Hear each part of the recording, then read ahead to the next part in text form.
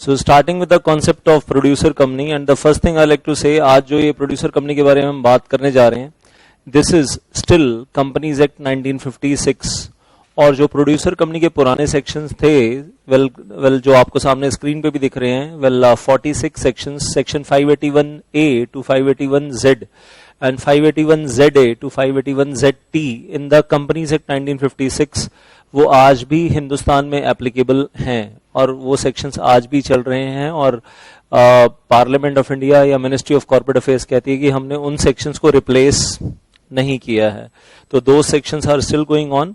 और वो सेक्शंस जो 46 सेक्शंस अभी हम पढ़ेंगे या जिनको हम रेफर करने वाले हैं, they were inserted in the companies act 1956 by the companies amendment act 2002। तो 2002 में इंसर्ट किए गए और फाइनली आज 2018 है, लेकिन वो 46 सेक्शंस अभी भी चल रहे हैं और उम्मीद है आगे भी चलते रहेंगे, क्योंकि ऐसा लग नहीं रहा कि मिनिस्ट्री का कोई विचार है उन सेक्शंस को चेंज करने का या न्यू कंपनीज एक्ट में वो सेक्शंस लाने का, ऐसा कोई इरादा है नहीं। तो those old sections of companies act 1956 are still in existence in India. अब सबसे पहले ये समझ लें कि ये प्रोड्यूसर कंपनी होती क्या है।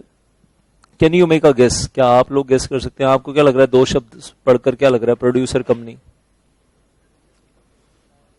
इन दो शब्दों से क्या लग रहा है? फर्स्ट इंप्रेशन आता है farming company, farmers and then agriculture. तो producer company in the agricultural activity, in the farming activity. और क्या बिजनेस हो सकता है? पोल्ट्री बिजनेस, दैट एग्स और चिकन और whatever. Then I'll say maybe milk business, and that is you can say milk products and whatever I'll say, that is maybe curd or yogurt or paneer or whatever that could be there. और क्या हो सकता है? Something मतलब कुछ ना कुछ उसी डायरेक्शन में जा रहा है, something like that. कभी सुना आप लोगों ने organic farming? What is it organic farming? क्या होती है ऑर्गेनिक फार्मिंग? जिसमें नेचुरल फर्टिलाइजर यूज किया जाता है। क्या होता है नेचुरल फर्टिलाइजर? खाद, मतलब हाँ, काओ डंग, गोबर। अब आ रहे हो ना, अब हिंदुस्तानी लग रहे हो, गोबर एंड ऑल दैट। हाँ, तो we are not talking about that nitrate, phosphate and sulphate, वो जो केमिकल वाले फर्टिलाइजर्स होते हैं उनकी बात नहीं हो रही है। We are talking about the organic farming. And Sikkim is proud to be the first state in India जहां पर 100% ऑर्गेनिक फार्मिंग होती है। तो Sikkim is very very proud of that कि 100% फार्मिंग इज ऑर्गेनिक फार्मिंग। और रियल फूड जिसको कहते हैं, जिस खाने में दम है, जान है। बाकी हिंदुस्तान में तो जो लोग हम लोग खाना खा रहे हैं, चाहे गेहूं है, आटा है, चावल है, सब वो केमिकल्स से बना हुआ है, नाइट्रेट, सल्फेट और फॉस्फेट केमिकल्स डालकर बना हुआ है। और वही फूड, केमिकल फूड हम खा रहे हैं। तो शायद कभी आपने अपने पेरेंट्स के मुंह से सुना हो कि हमारे जमाने में जो रोटी में दम था, जो अनाज में दम था, आज के अनाज में वो दम नहीं है और आज की सब्जियों में वो टेस्ट नहीं रहा जो किसी जमाने में सब्जियों में टेस्ट होता था, क्योंकि everything is coming on chemicals. खैर, एनी हाउस, तो ऐसी कंपनीज हैं हिंदुस्तान में जो ऑर्गेनिक फूड्स और ऑर्गेनिक फार्मिंग में काम करती हैं। और आप शॉपिंग मॉल्स में भी कहीं ना कहीं आपको वो ऑर्गेनिक फूड्स के अलग से छोटे मोटे रेस्टोरेंट्स देखने के लिए मिल जाएंगे, that our food in our restaurant is organic food और समथिंग ऑफ दैट सॉर्ट। तो it is happening these days. खैर, एनी हाउस, तो प्रोड्यूसर कंपनी का बेसिकली कॉन्सेप्ट यही है। जब हम बात कर रहे हैं कि कुछ कहीं ना कहीं वो फार्मिंग के साथ कनेक्टेड है, एग्रीकल्चर के साथ, और may be with the animal husbandry and all that. So first thing, taking a small introduction, legal introduction. Companies Act 1956 में Amendment हुई 2002 में, inserting the 46 new sections for the producer companies, 581A to 581Z and then 581ZA to 581ZT. The producer company is always a private company by basic nature. It's never a public company. लेकिन इस company के नाम में last में suffix देखने के लिए मिलेगा. Name of every producer company contains a suffix, that is producer company limited. Private word देखने के लिए नहीं मिलेगा, तो कंफ्यूज नहीं होना, प्राइवेट वर्ड देखने के लिए नहीं मिलेगा, लेकिन है private company. Then we are saying entire companies act, the whole companies act is applicable to the producer company as if it is a private company, but if the special sections, the special 26 नहीं बोलूंगा, special 46, special 46 sections, they contradict with the other provisions of the Companies Act, then the special 46 sections shall prevail over other sections. So 581A to 581ZT will prevail over the other general sections of the Companies Act. Producer company can do one or more activities as are given in section 581B. 11 activities की एक list दी गई है, 11 activities, और exam में straight question आ जाता है 581B, straight question 8 marks 8 number का, वो 11 एक्टिविटीज बता दीजिए कि प्रोड्यूसर कंपनी क्या काम कर सकती है। और 2-3 बार आया हुआ है क्वेश्चन, मतलब ज्यादातर प्रोड्यूसर कंपनी के बारे में पेपर सेटर यही जानने के लिए इंटरेस्टेड है कि आपको वो लिस्ट मालूम है कि प्रोड्यूसर कंपनी क्या क्या बिजनेस कर सकती है। तो I will say for example number 1 I will say well agricultural activity, और क्या कर सकते हैं, that is milk products, then poultry, then we talk about, well I'll say fertilizer manufacturing भी allowed है, that is fertilizer manufacture भी कर सकते हैं, और कुछ सरप्राइज एलिमेंट्स भी हैं, I'll say maybe electricity generation, banking activity, insurance activity, trading activity, packaging and trading activity, they can do that. Then forest produce, you understand that forest products, तो forest से कुछ लेकर आते हैं, dry flowers and all that, जिनकी fragrance से पूरे room में फ्रेशनेस हो जाती है, तो उसकी पैकेजिंग करना and all that, forest produce भी कर सकते हैं। Then pisciculture and well fishery and all that. तो 11 एक्टिविटीज की एक लिस्ट दे दी गई है यहाँ पर, well section 581B, and you have to rectify the list की प्रोड्यूसर कंपनी क्या क्या बिजनेस कर सकती है। और कह रहे हैं एक या एक से ज्यादा एक्टिविटीज, तो हो सकता है कि प्रोड्यूसर कंपनी सिर्फ एक काम के लिए बनाई हो, और हो सकता है प्रोड्यूसर कंपनी कोई 2 कामों के लिए बनाई हो, या हो सकता है ऑल 11 ऑब्जेक्ट्स। वैसे उसके चांसेस बहुत कम हैं, चांसेस ज्यादा ही हैं 1 या 2 एक्टिविटीज होंगी जो ऑब्जेक्ट क्लॉज में, मतलब out of these 11 activities given in 581B, practically speaking कोई भी प्रोड्यूसर कंपनी 1 या 2 एक्टिविटीज उठाएगी और उन्हीं के ऊपर फोकस करेगी, जो ज्यादा प्रैक्टिकल चांसेस हैं। फिर कह रहे हैं lastly in the introduction part we are saying that producer company is formed either a fresh, या तो आप नई प्रोड्यूसर कंपनी बना लीजिए आज की तारीख में एक, या फिर ऐसा भी हो सकता है कि कोई पुरानी इंटरस्टेट कोऑपरेटिव सोसाइटी है और उसको कन्वर्ट कर दीजिए इनटू द प्रोड्यूसर कंपनी। वो इंटरस्टेट कोऑपरेटिव सोसाइटी को मैंने एब्रीविएशन दे दिया, I for interstate, CO for cooperative and S for society. तो ICOS is not Institute of Corporate Spearheads, the ICOS is Interstate Cooperative Society। तो खैर anyhow तो 2 तरीके से हो सकते हैं। तो अगर मैं इंटरस्टेट कोऑपरेटिव सोसाइटी का एक एग्जांपल लूं, फॉर एग्जांपल आमुल इज इंटरस्टेट, इंटरस्टेट का मतलब 2 या 2 से ज्यादा स्टेट्स में बिजनेस कर रहे हैं, तो आमुल cooperative is interstate cooperative society, और आमुल चाहे तो अपने आप को प्रोड्यूसर कंपनी में कन्वर्ट कर सकती है, दैट इज देयर। तो कुल मिलाकर कहानी ये है कि 46 सेक्शंस आज भी एग्जिस्टेंस में हैं।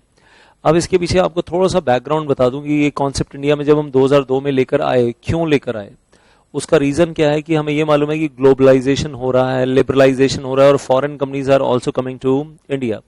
कभी देखा है कोई इंपोर्टेड फ्रूट्स इंडियन मार्केट में सेल हो रहे हैं?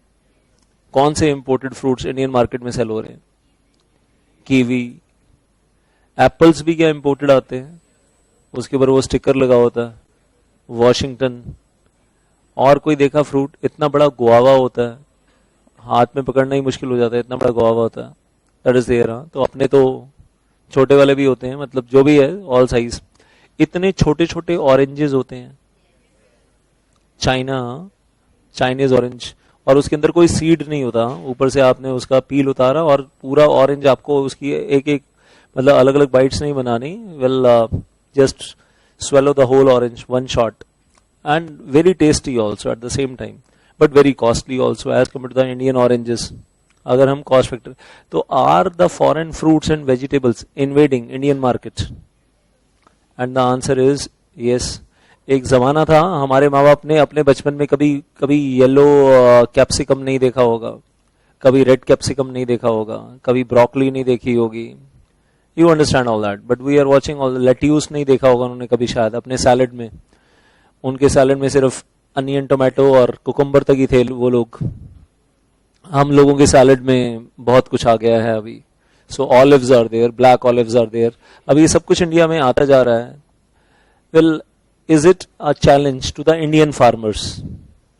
Is it a challenge to the Indian farmers to sustain, to survive? और सोच के देखो, अमेरिका में हम बोलते हैं एयर फार्मिंग, वो एक केस पड़ा था ली एयर फार्मिंग, सालोमन के टाइम में। मतलब सोच के देखो, उस जमाने में 1960 में भी वो ली एयर फार्मिंग केस हुआ था। तो 1960 में अमेरिका का फार्मर हवा में उड़कर ग्लाइडर के साथ स्प्रिंकलिंग मशीन लगाकर फर्टिलाइजर और पेस्टिसाइड स्प्रिंकल करता था। हमारा फार्मर आज तक क्या करता है? क्या करता है? सुबह 4 बजे खुद भी उठता है, मॉर्निंग 4 o'clock अपने बैल को उठाता है।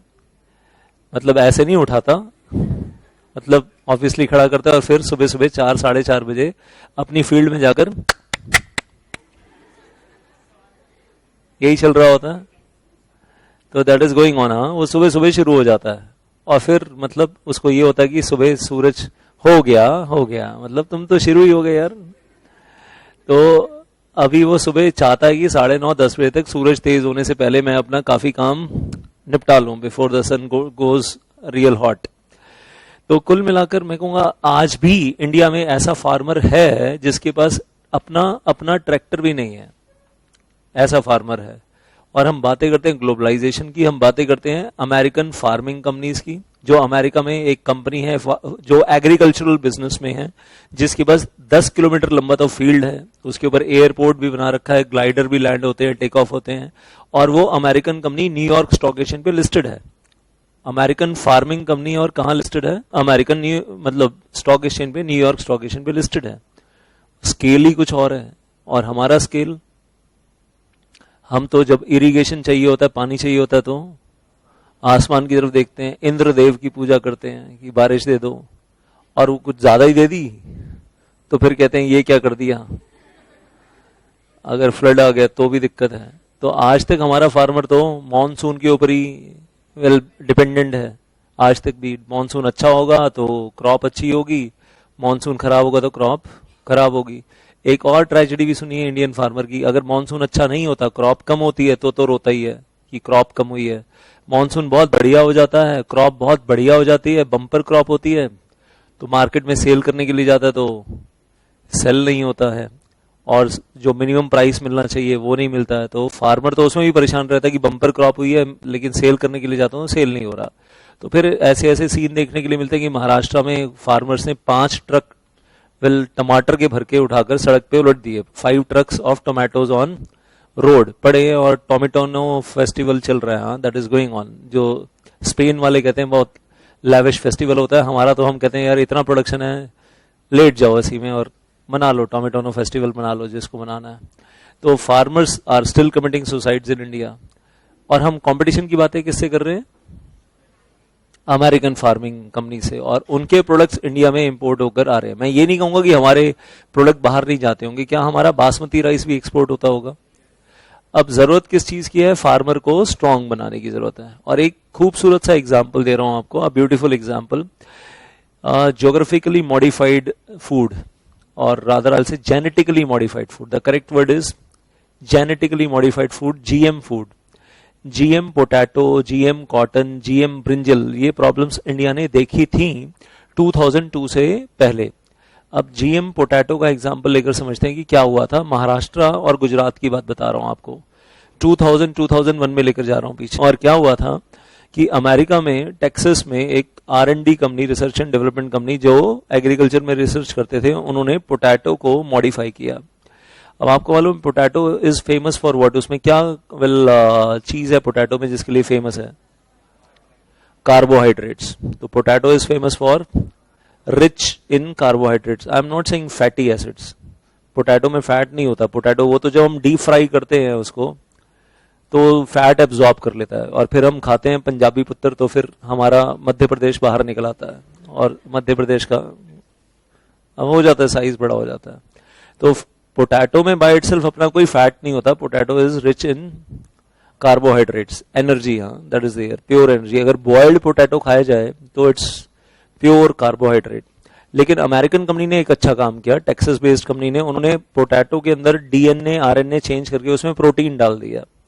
Now protein is good for the growing kids and it is good for your I will say repair of the body cells. अगर बॉडी सेल्स में कुछ डैमेज होती है तो उसकी रिपेयर के लिए भी प्रोटीन अच्छा है।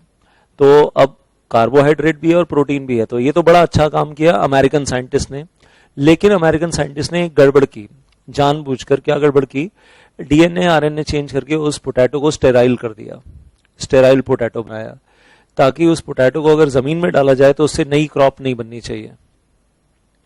मतलब 1 जनरेशन पोटैटो बनाया उसको। क्या बोला? 1 जनरेशन पोटैटो बना रहे हैं कि अगर उसको जमीन में डालोगे उससे एक क्रॉप बनेगी, लेकिन उस क्रॉप से जो न्यू पोटैटोज आएंगे उनको जमीन में दोबारा डालोगे तो सेकंड क्रॉप नहीं बनेगी।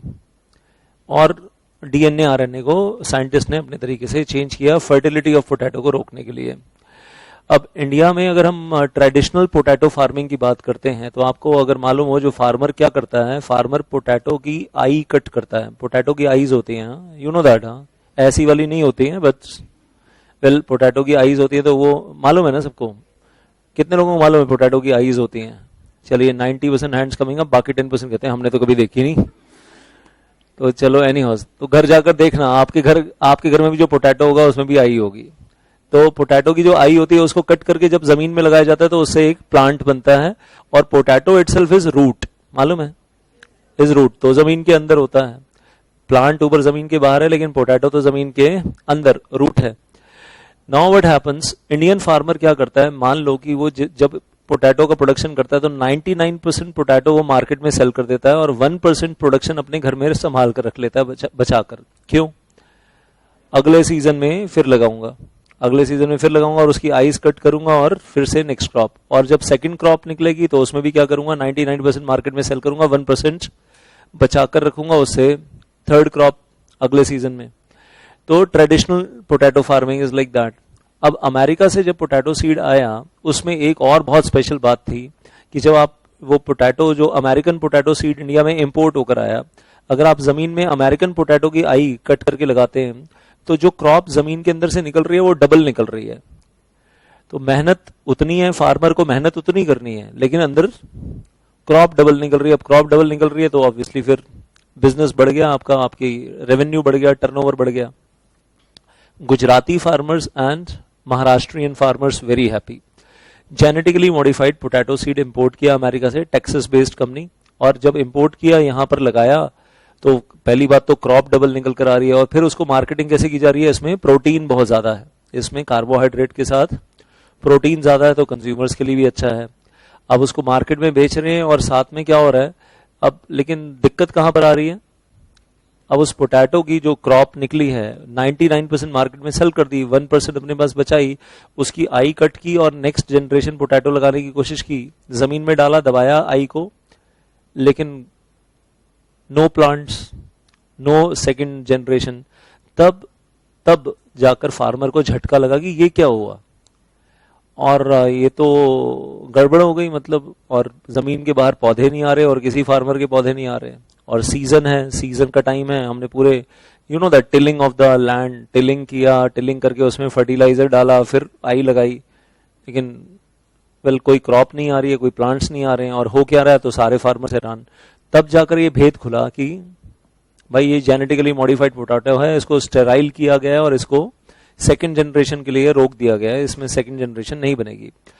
शिवसेना को बहुत गुस्सा आया, महाराष्ट्र में शिवसेना का स्ट्रांग होल्ड तब भी था, अब भी है। तो वो जो जेनेटिकली मॉडिफाइड पोटैटो जहां जहां पड़ा था, गोडाउन्स में जहां पर भी पड़ा था, उसको सबको बाहर निकाला, सारा स्टॉक, और उसके ऊपर पेट्रोल डालकर, डीजल डालकर उसको आग लगा दी। तो शिवसेना जब गुस्से में आती है तो कुछ भी करते हैं, that is how they do in Maharashtra. और फिर साथ में धमकी दे दी सारे फार्मर्स को कि अब सेकंड टाइम अब अमेरिका से आप जेनेटिकली मॉडिफाइड पोटैटो का सीड इंपोर्ट नहीं करेंगे। अमेरिका ये क्यों कर रहा है? और फिर genetically modified cotton, same problem आई, फिर genetically modified brinjal, same problem आई। कुछ इंप्रूव कर देते हैं लेकिन साथ में उसको स्टेराइल कर देते हैं ताकि सेकंड जनरेशन ना बने। अमेरिकन कंपनीज ऐसा क्यों कर रही हैं? एक अच्छा काम करेंगे, उसके अंदर कुछ बढ़िया फीचर डालेंगे, फिर स्टेराइल कर देंगे, ताकि इंडियन फार्मर को दोबारा अगर पोटैटो सीड चाहिए या जो भी कॉटन चाहिए, ब्रिंजल चाहिए, दोबारा इंपोर्ट करना पड़ेगा। अब क्योंकि प्रोडक्शन डबल हो रही है, फार्मर को अच्छा लग रहा है, तो इंडियन फार्मर के अंदर से क्या आ रहा है कि मैं इंडियन सीड यूज ना करूं और मैं तो इंपोर्टेड सीड जो आ रहा है अमेरिका से वही यूज करूं।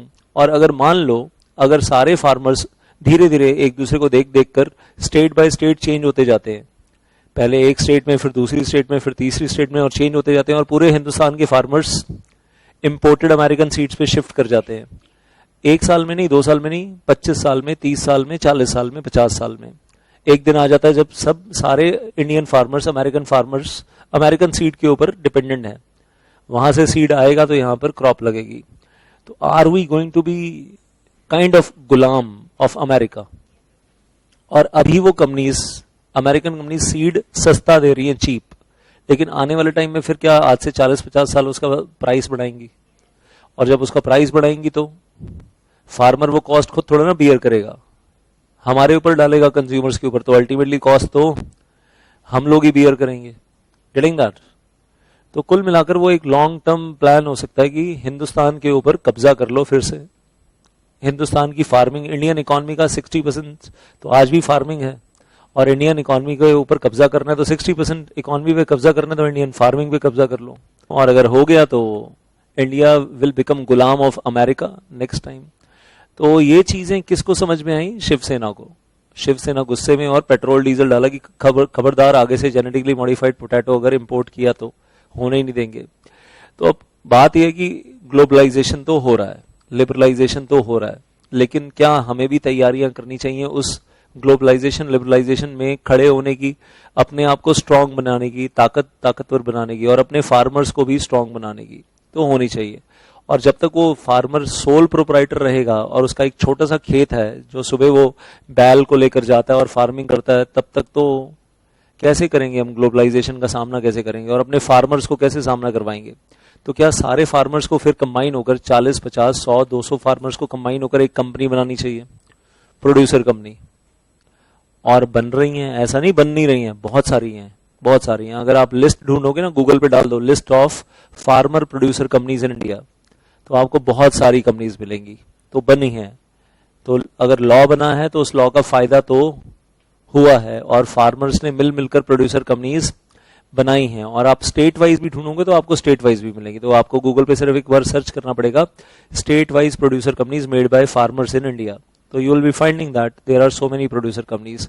और फिर एक बार प्रोड्यूसर कंपनी बन जाती है और 20-25 फार्मर से मिलकर बना ली, तो आसपास के क्या दूसरे फार्मर भी बोल सकते हैं कि हमें भी अपनी प्रोड्यूसर कंपनी का मेंबर बना लो, we also want to be the part of your producer company. Yes, और रादर बैंक्स को भी कहा जा रहा है, बैंक्स को भी बोला जा रहा है कि आप इनिशिएटिव लो, आप ही प्रोड्यूसर कंपनी बना दो, आप प्रोड्यूसर कंपनी के मेंबर भी बन जाओ और फार्मर्स को भी साथ में प्रोड्यूसर कंपनी का मेंबर बनाओ। तो bank is becoming share holder in the producer company, one of the shareholders of the producer company. These kind of things are also happening in India. Banks are taking the initiative to become the members of the producer companies. तो बहुत कुछ चल रहा है। अब मैं कहूँगा आगे रीड आउट करने से पहले आपको ओवरऑल कॉन्सेप्ट बताना चाहता हूँ कि प्रोड्यूसर कंपनी का ओवरऑल कॉन्सेप्ट क्या है। कॉन्सेप्चुअली समझने वाली बातें हैं अब कुछ।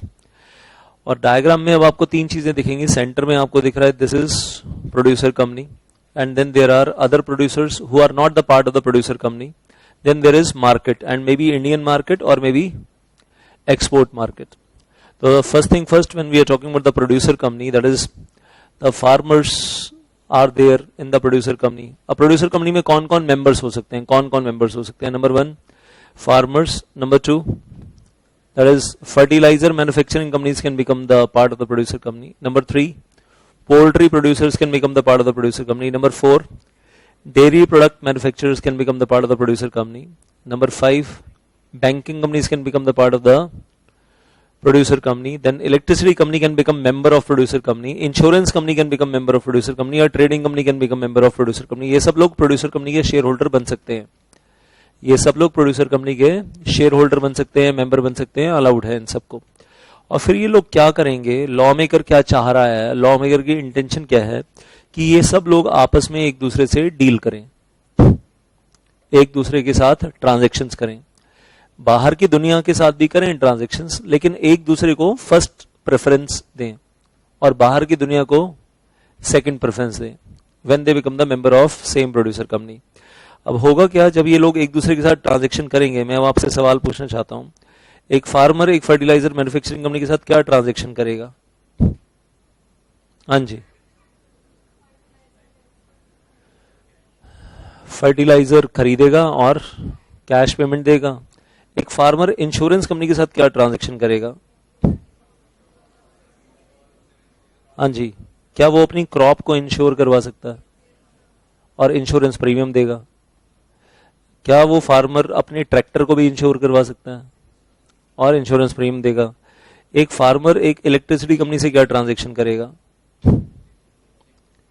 ऑब्वियसली उसको वो ट्यूबवेल चलाना है और ट्यूबवेल चलाकर अंडरग्राउंड वाटर निकालकर इरिगेशन करना है। तो इलेक्ट्रिसिटी कंजम्पशन है, पूरी रात ट्यूबवेल चलता है, पूरी रात वो अपने खेतों में पानी देता है और पेमेंट करेगा। क्या एक फार्मर बैंकिंग कंपनी से भी डील करेगा? लोन लेगा, इंटरेस्ट पे करेगा। क्या एक फार्मर ट्रेडिंग कंपनी से भी डील करेगा? क्या डील करेगा ट्रेडिंग कंपनी से? पैकेजिंग करवा सकता है, सेल्स करवा सकता है। अगर मान लीजिए फार्मर फ्लावर्स प्रोड्यूस करता है, well now let us talk about flowers and especially I'll talk about roses are important। हाँ, why? हाँ जी, क्यों इंपॉर्टेंट है? मंदिर में चढ़ाने होते हैं। कौन से मंदिर में? जहां देवी बैठी होती है। चलो एनी हाउस, और स्पेशली एक दिन तो स्पेशल होता ही है। कौन सा दिन? सबको मालूम है, हाँ, रक्षाबंधन। अच्छा, तो वैलेंटाइंस डे वाले दिन। अब अच्छा, क्या इंडियन रोजेज एक्सपोर्ट भी होते होंगे टू यूरोप, टू अमेरिका? अब वो रोज जब यहाँ से एक्सपोर्ट होता है, पता चला हमने यहाँ से एक्सपोर्ट किया था रोज और वहां पर जाते जाते सारी उसकी पेटल्स झड़ गई और वहां पहुंची डंडी, और वो डंडी जो है वो वैलेंटाइंस डे वाले दिन यूज हो रही है। तो that should not be happening. तो क्या हर पर्टिकुलर रोज की एक सेपरेट पैकिंग, स्पेशल पैकिंग होनी चाहिए so that it goes safe in the shipment or in not shipment, maybe by air cargo and going to Switzerland, going to Nagpur rose is very famous। Nagpur का जो रोज है और उसकी जो fragrance है, मतलब शाही फ्रेग्रेंस है, वैसे कहते हैं पूरी दुनिया में वैसा रोज नहीं है। The size of the rose and the fragrance of the rose. और गुजरात की बात करें तो अभी पिछले दिनों में मैं सुन रहा था, Gujarat itself has exported the roses approximately worth ₹10,000 crore. 10,000 crore के रोजेज एक्सपोर्ट किए on the Valentine's day in 2018। तो ये सिर्फ गुजरात की बात हो रही है। तो गुजरात में सिर्फ डायमंड इंडस्ट्री नहीं है, मतलब roses are as good as diamonds. तो बहुत बहुत पैसा है। लेकिन क्या उसकी पैकेजिंग ठीक से होकर जानी चाहिए? क्या आपने इंडिया में कभी किसी फ्लोरिस्ट के यहाँ देखा कि मतलब फ्लावर्स की पैकेजिंग बहुत अच्छे से होती है, और इम्पोर्टेड फ्लावर्स जो आते हैं उनकी भी पैकेजिंग अच्छे से होकर आती है? तो ऐसे ही इंडियन फ्लावर्स भी जब एक्सपोर्ट होकर जाएं तो उनकी पैकेजिंग अच्छे से होनी चाहिए। तो ये सब लोग आपस में एक दूसरे से डील तो कर ही रहे हैं। अब मैं आपसे एक सवाल और पूछना चाहूंगा, fertiliser company dealing with the banking company, electricity company, insurance company, क्या इनको भी आपस में डील करना होता होगा? हाँ जी, क्या डील करेंगे? फर्टिलाइजर कंपनी बैंक से भी लोन लेगी, इलेक्ट्रिसिटी कंपनी से इलेक्ट्रिसिटी लेंगे फैक्ट्री के लिए, इंश्योरेंस कंपनी से अपनी फैक्ट्री को इंश्योर करवाएंगे। क्या बैंकिंग कंपनी और इलेक्ट्रिसिटी कंपनी भी आपस में एक दूसरे से डील करेंगे? क्या डील करेंगे? यहाँ तो डबल डीलिंग है। एक तो लोन तो है ही है, bank giving the loan to the electricity company, and electricity company is giving electricity supply to the bank. क्या इलेक्ट्रिसिटी कंपनी और इंश्योरेंस कंपनी भी आपस में डील करेंगे? यस, वही है, electricity company giving the insurance this electricity supply to the insurance company, insurance company से अपने इलेक्ट्रिसिटी प्लांट को इंश्योर करवा रहे हैं। क्या ट्रेडिंग कंपनी भी इंश्योरेंस कंपनी से डील करेगी? हाँ जी, और ट्रेडिंग कंपनी इंश्योरेंस कंपनी से क्या लेगी? जो हम शिपमेंट भेज रहे हैं, जो हम एयर कार्गो भेज रहे हैं, उसकी इंश्योरेंस, ट्रांजिट इंश्योरेंस, और उसका इंश्योरेंस प्रीमियम देंगे। इंश्योरेंस लेंगे, उसका प्रीमियम देंगे। क्या जो पोल्ट्री प्रोड्यूसर है, क्या वो भी इन सब से डील करेगा? बैंक से, इलेक्ट्रिसिटी कंपनी से? Will he also deal with all of them? The poultry producer will also deal with all of them. जिसको अपना पोल्ट्री प्रोडक्ट्स एक्सपोर्ट करना है, उसको भी तो अपना शिपमेंट करवानी है और ट्रांजिट इंश्योरेंस चाहिए। क्या पोल्ट्री प्रोड्यूसर भी अपने जो पोल्ट्री फार्म है उसमें जो मुर्गियां हैं उनकी इंश्योरेंस भी करवाता होगा? Possible. Taking bank loans to expand the business, poultry farm के लिए भी इलेक्ट्रिसिटी तो चाहिए। All that is there. Likewise dairy products, इनकी भी बात करते हैं तो I say the same thing. तो बैंकिंग कंपनी से भी डील कर रहे हैं, इलेक्ट्रिसिटी कंपनी से भी डील कर रहे हैं। और क्या भैंसों की इंश्योरेंस भी होती होगी? यस और नो? क्या गाय भैंस की भी इंश्योरेंस होती होगी? होती है, हाँ। सवाल से तो वहां भी चाहिए। और जहाँ गाय भैंस रखा जाता है क्या वहां पर भी गाय भैंसों के लिए एयर कंडीशनिंग और वो सब कुछ होता हो, गर्मियों में परेशान ना हो, गर्मी में दूध देना कम ना कर दें, तो इसलिए एसी में रखो उनको। ये सुनो, ज्यादा दूर मत जाओ, दिल्ली में यहाँ करोल बाग चले जाओ, और करोल बाग में यहाँ गौशाला है, एयर कंडीशन गौशाला है। आई थिंक 700 या 800, वेल 700 और 800 are cows and maybe 1000 buffaloes, huge huge. और आपके सामने वो दूध निकाल कर, मतलब बिना मिक्स किए, कोई पानी वानी नहीं मिलाते, मिलावट नहीं करते हैं, दूध दे रहे हैं। और कई लोग तो रोज शाम को जाते हैं कि चलो वहां 10 रुपए की वहां घास लेकर ना वहां पर गाय गाय माता को खिलाने के लिए, and religious reasons and all, obviously that is there. तो आल से तो हैं, मतलब डेयरी प्रोडक्ट्स हैं और डेयरी प्रोडक्ट बना रहे हैं और इंडियन मार्केट में बेच रहे हैं, इंडिया के बाहर एक्सपोर्ट भी कर रहे हैं। तो ये सब लोग एक दूसरे से डील करते हैं और क्या एक दूसरे को पेमेंट्स भी करेंगे। यस। अब एक चीज ध्यान से सुनिएगा, प्रोड्यूसर कंपनी अपने आर्टिकल ऑफ एसोसिएशन में लिखेगी कि जब ये लोग आपस में ट्रांजैक्शन करेंगे तो कितना डाउन पेमेंट होगा और कितना विदहेल्ड प्राइस होगा। आर्टिकल ऑफ एसोसिएशन में दो बातें लिखेगी कि down payment on the spot कितना होगा,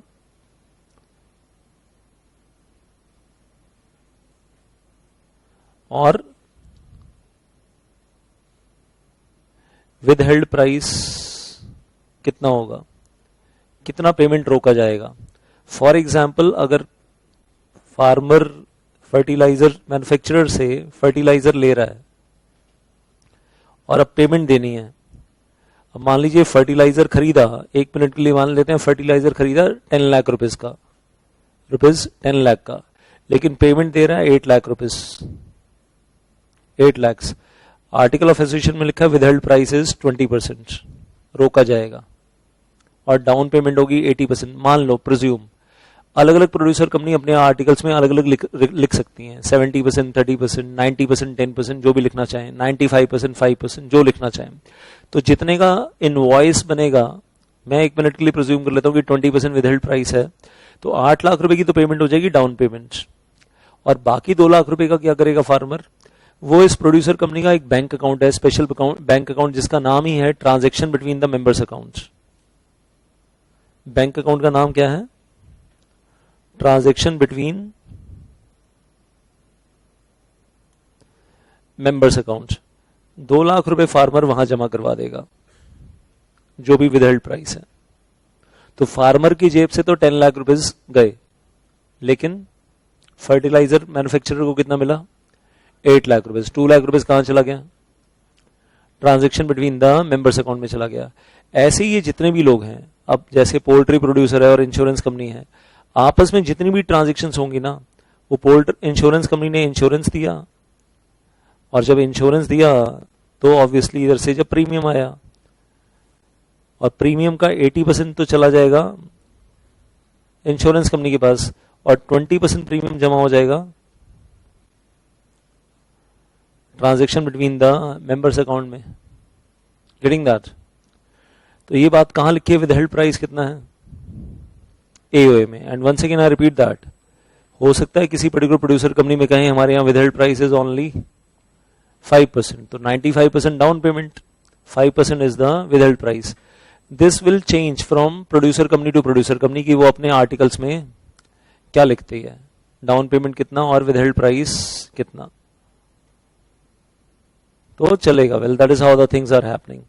और पैसे जमा होते रहेंगे कहां, transaction between the members account में। उसके बाद वो पैसा आइडल नहीं रहेगा, उस पैसे को आगे इन्वेस्ट करेंगे, ये पैसा आगे इन्वेस्ट किया जाएगा और उस पैसे से और पैसा कमाया जाएगा, इन्वेस्टमेंट्स की जाएंगी और उस पैसे को और मल्टीप्लाई किया जाएगा। They will not keep the money idle. Getting this? अब जो आपको दिखाने जा रहा हूं, वेल देखकर डर मत जाना, ये वही है जो हम डिस्कस कर रहे थे। डाउन पेमेंट कितना है, 90%। विदहेल्ड प्राइस कितना है, 10% प्रिज्यूम, आर्टिकल्स में लिखा है। अब ये लोग आपस में जितनी भी डीलिंग्स कर रहे हैं, चाहे वो फार्मर ने इलेक्ट्रिसिटी कंपनी से इलेक्ट्रिसिटी ली तो बिल का 90% पे कर देगा और 10% कहां जमा करवा देगा, कहां जमा करवा देगा, transaction between the members account में जमा हो जाएगा 10%। ऐसे ही वेल फर्टिलाइजर मैन्युफैक्चरर के साथ जो डील है 90% डाउन पेमेंट 10% जमा हो जाएगा। आपस में ये मेंबर्स जितनी भी डील्स करेंगे, जितनी भी ट्रांजेक्शन्स करेंगे, समझ में आ गई ना बात? जितनी भी इनवॉइस बनेगी उस इनवॉइस का 90% पे और बाकी 10% विद हेल्ड प्राइस कहाँ जमा हो जाएगा? Transaction between the members account, bank account में जमा हो जाएगा, and that is the bank account of producer company. And as we are saying, वो पैसा आइडल नहीं रहेगा, फिर वो पैसा आगे इन्वेस्टमेंट्स में चला जाएगा। उस पैसे से और पैसा कमाएंगे, फिर प्रोड्यूसर कंपनी अपने मेंबर्स को डिविडेंड पे करेगी, उस पैसे से और पैसा कमाएंगे तो अपने मेंबर्स को डिविडेंड पे करेंगे।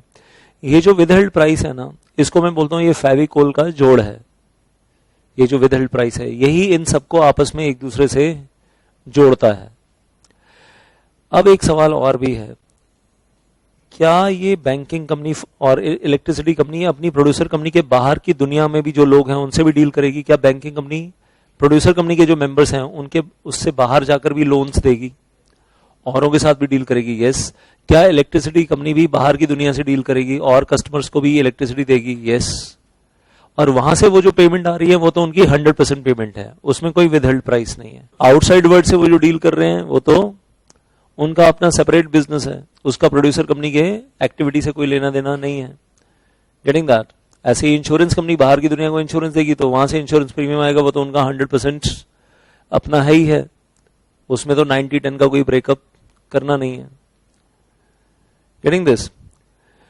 अब एक आखिरी पॉइंट इसमें विद इन द एक्टिविटी जो ऐड कर रहे हैं, फार्मर है, well number 1, number 2 fertiliser manufacturer, rather forget that fertilizer manufacturer. Number 2 we are taking that poultry producer.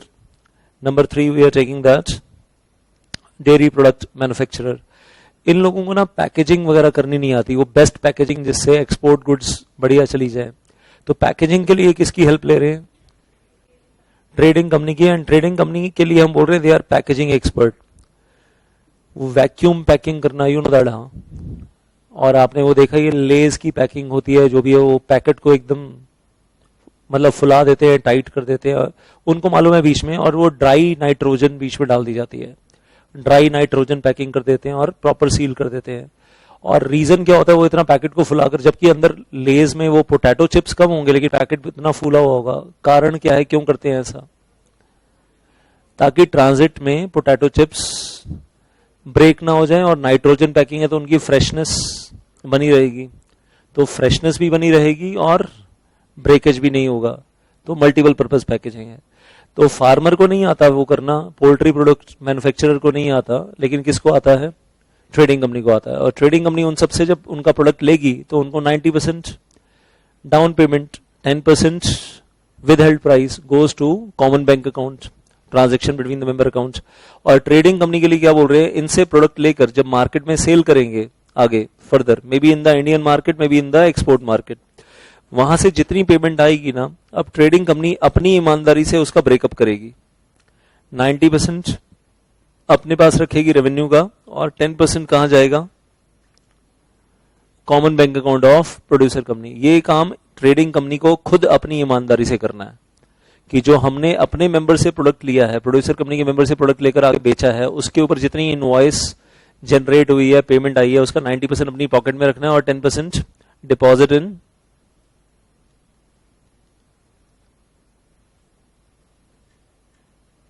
The bank account, और you can say that is transaction between the members account में जाकर जमा करवा देना है।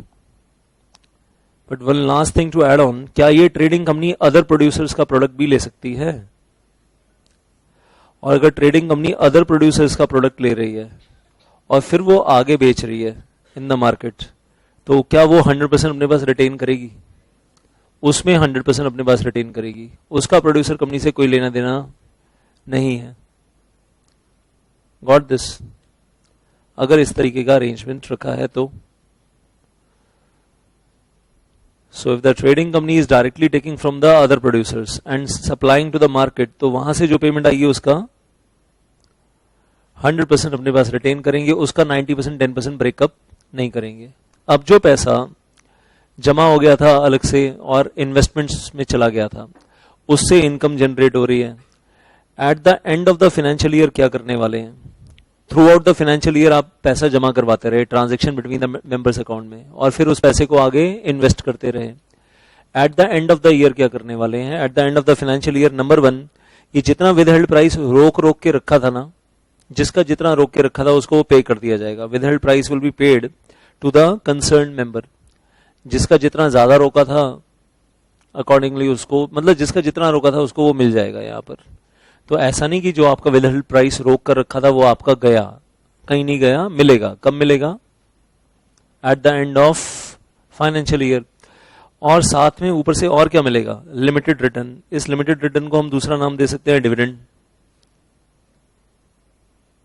Limited return is dividend. लेकिन dividend मिलेगा as per the article of association. ऐसा नहीं कि कितना भी डिविडेंड मिलेगा, और इक्विटी डिविडेंड है, लेकिन ऐसा नहीं कि बहुत बड़ा चढ़ा कर दे रहे हैं। लिमिटेड रिटर्न नाम दिया है, will on the equity shares as per the article of association. और हो सकता है आर्टिकल्स में लिखा हो सकता है आर्टिकल्स में लिखा हो मैक्सिमम 1 रुपी पर शेयर, मैक्सिमम 1 रुपी पर शेयर या मैक्सिमम 50 पैसा पर शेयर। हो सकता है आर्टिकल्स में कुछ ऐसा लिखा हो, मैक्सिमम ₹1 पर इक्विटी शेयर। लिमिटेड रिटर्न देंगे, चाहे प्रॉफिट कितना भी कमाए। पैसा आया था विदहेल्ड प्राइस, इन्वेस्ट किया, इन्वेस्ट करके उस पैसे को मल्टीप्लाई किया और बहुत अच्छा रिटर्न आया। लेकिन ऐसा नहीं कि हम सारा बांटने वाले हैं। आर्टिकल्स में शुरू से मेंशन कर दिया जाएगा कि लिमिटेड रिटर्न मिलेगी और इक्विटी डिविडेंड की एक लिमिट होगी, हर साल इतना ही मिलेगा, इससे ज्यादा नहीं मिलेगा। कम मिल सकता है, अगर प्रॉफिटेबिलिटी कम हुई, लॉसेस में चले गए तो कम मिल सकता है, मैक्सिमम अमाउंट बता दिया जाएगा। एक चीज और, प्रोड्यूसर कंपनी में कहते हैं मेंबर के पास शेयर कम है या ज्यादा है, everybody has 1 vote only. Voting power सबके पास सेम रहती है। जिसके पास नंबर ऑफ शेयर ज्यादा है उसको डिविडेंड ज्यादा मिलेगा, जिसके पास नंबर ऑफ शेयर कम है उसको डिविडेंड कम मिलेगा, वो तो क्लियर है। लेकिन वोटिंग राइट की बात आती है, वोटिंग पावर, तो every member has 1 vote irrespective of number of shares. तो that is something very strict in the producer company.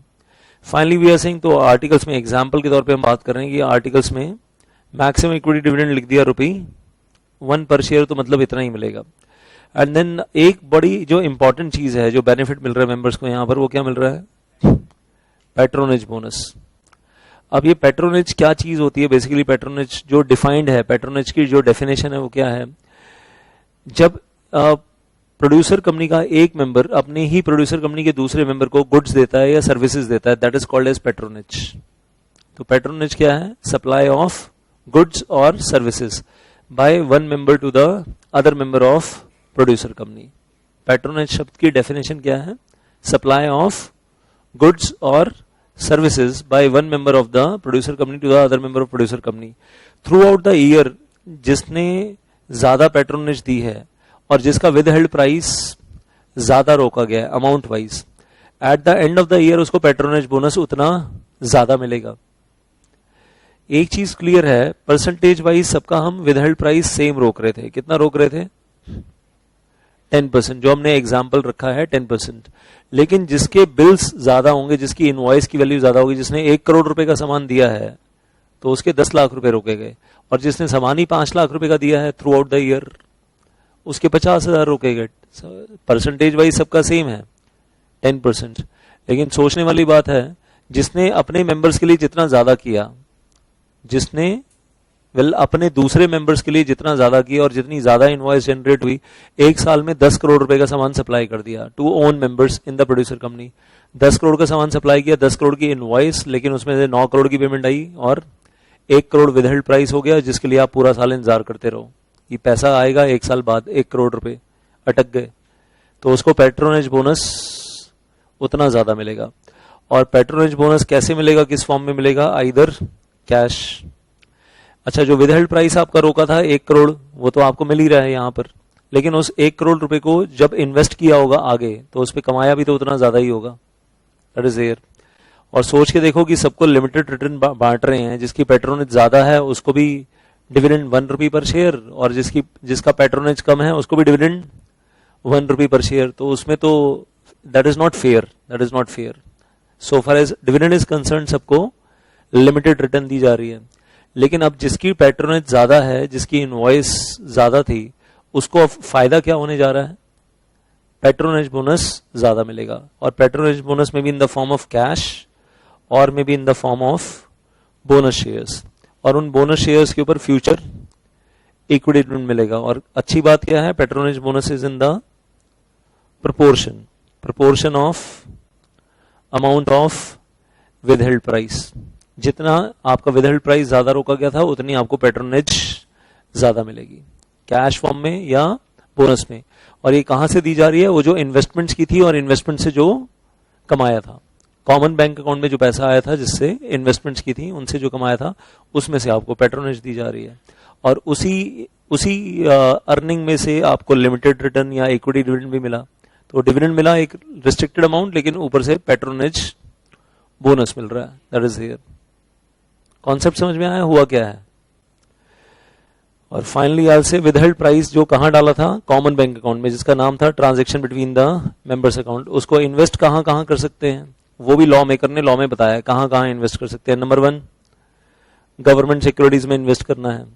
Stock market में ओपनली इन्वेस्ट नहीं करना शेयर्स में. क्यों?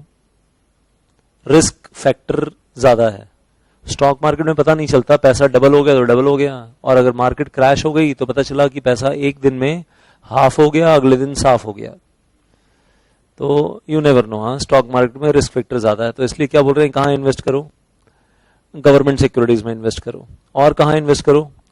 पब्लिक फाइनेंशियल इंस्टीट्यूशंस के बॉन्ड्स आते हैं, आईडीबीआई बॉन्ड्स या एलआईसी बॉन्ड्स, आईडीएफसी बॉन्ड्स आते हैं, उनमें इन्वेस्ट करो. और वो टैक्स फ्री बॉन्ड्स होते हैं. बेस्ट क्या होता है, उन बॉन्ड्स के ऊपर जो इनकम आती है, इंटरेस्ट इनकम, वो टैक्स फ्री होती है, जो पब्लिक फाइनेंशियल इंस्टीट्यूशन के बॉन्ड्स होते हैं. ट्रस्ट सिक्योरिटीज में लगा हुआ है as per Indian trust act. Schedule banks में फिक्स डिपॉजिट करवा दो, एफडी करवा दो, उसके ऊपर एक इंटरेस्ट इनकम आ जाएगी. Then we are saying securities of other interstate cooperative societies में लगा दो, तो वहां से इनकम जनरेट हो जाएगी. तो आपको ऑप्शंस दे दिए हैं, इन्वेस्ट इन एनी वन और इन्वेस्ट इन ऑल 5 ऑप्शंस हैं. यहाँ इन्वेस्ट कर लो. और यहां से जो जनरेट होकर इनकम आएगी, उस इनकम में से क्या देंगे? Limited return on equity shares as per the articles. और लिमिटेड रिटर्न देने के बाद भी जो बचेगा, जो प्रॉफिट, वो पैट्रोनेज बोनस में चला जाएगा. Getting this? So this is the concept in totality. अगर मैं बात करूं प्रोड्यूसर कंपनी का कॉन्सेप्ट क्या है, बेस कॉन्सेप्ट ये है, बाकी तो उसमें एड ऑन्स होते रहते हैं, but this is the first base concept of producer companies.